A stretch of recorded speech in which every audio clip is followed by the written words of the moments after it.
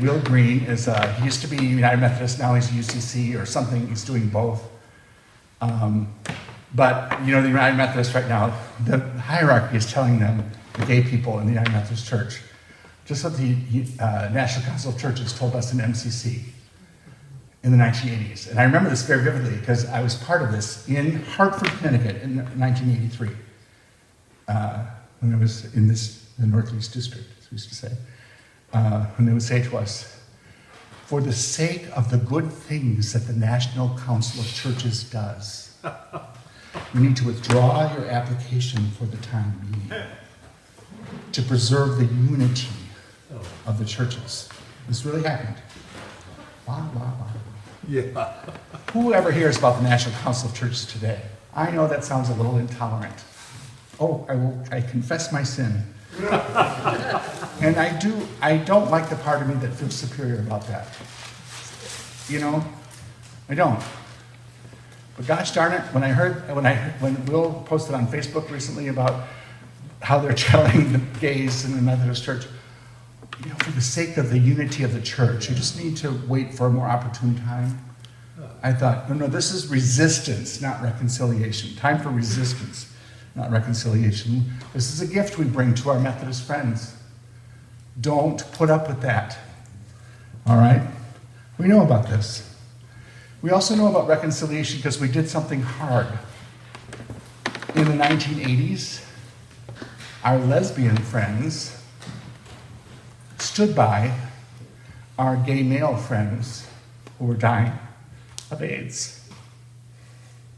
I always think it's important in an MCC gathering to mark, acknowledge, appreciate, celebrate this great act of solidarity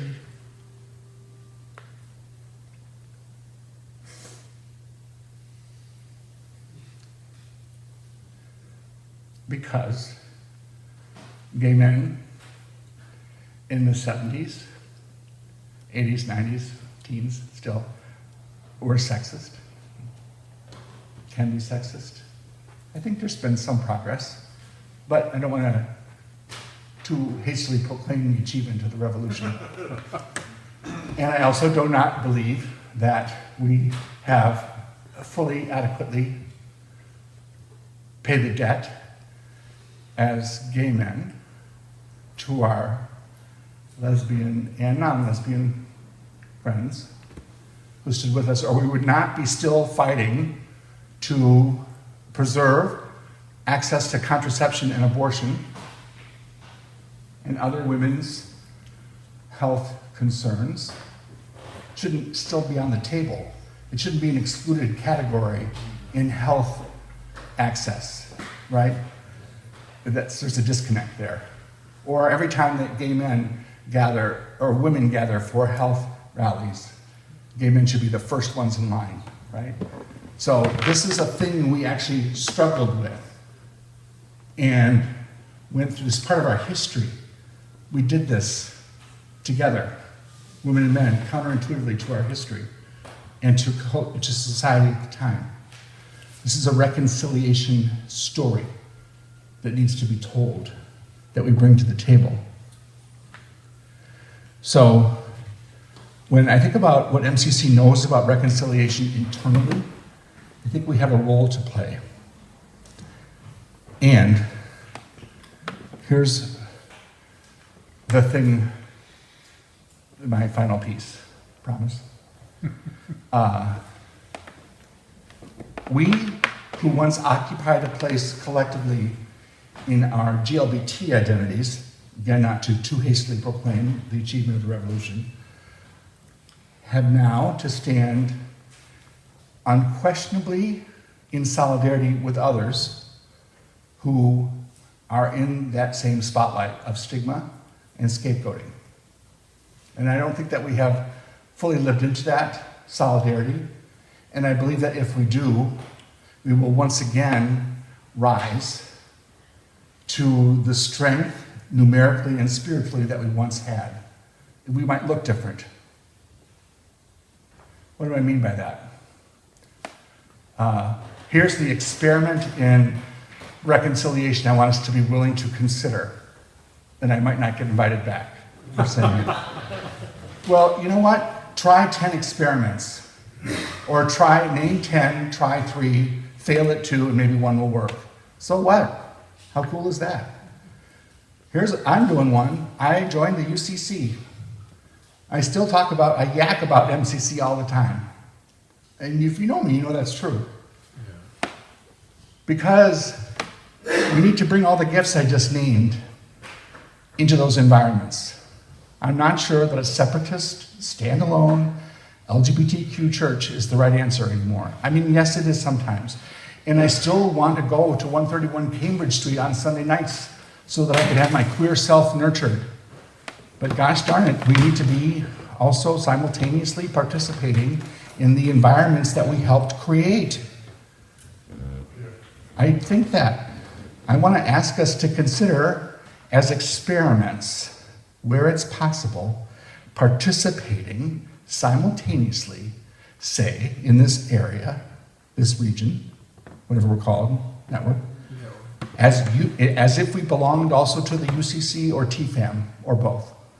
Find a church, find an adjudicatory, and go to the meetings and participate in them. As an MCC church, make them talk about queer stuff, but also participate in the racial justice trainings and the immigrant solidarity trainings. With church, we shouldn't have to drive 800 miles or 7 hours to go to a network meeting. I mean, I'm glad that we're here, right?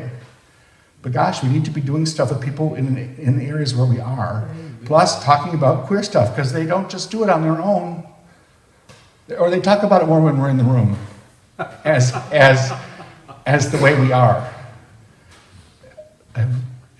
There's a difference between open and affirming kind of culture. I'm grateful for it. But when we're there, the temperature goes up. And we need to bring up the temperature. And we can do it more effectively when we're in the room. Not giving up MCC. Do both. Find a way to do both. Or try it as an experiment for a year. All right? But here's the other thing I'm going to say. We need to be more than just gay or queer. Boston, 2 days ago, ICE said they were going to do this. They targeted Massachusetts and 4 other places that are sanctuaries places. And they did a sweep on purpose. They said this, they quoted the guy in Boston, that he was targeting Boston, the ICE official targeted Boston in particular, because they wanted to make an example of Boston, and they arrested 50 people. 20 of the 50, or 40%, have no criminal record for deportation. It's time to up our game, people. Yeah. Just like we did in the past. Other people are experiencing now, in active ways, the stigma, the scapegoating, and are being targeted by our government for active persecution because they don't have papers. And their families are being ripped apart. They're being taken from the streets. You call me crazy. I do not want to be part of the people, after what we survived and what we went through, that said we knew about it and didn't do anything about it. That's not MCC. We're the people who speak up. We're the people who act up. We're the people who do something. Reconciliation isn't passive. It's active. And we bring a history of activism. We can't just watch it happen. And the government is actively upping the ante right now. I don't know what that means for where you live or what it means what each of us are going to do. But I'm begging us not to let reconciliation mean resignation. Reconciliation means resistance and the participation in the healing of the world.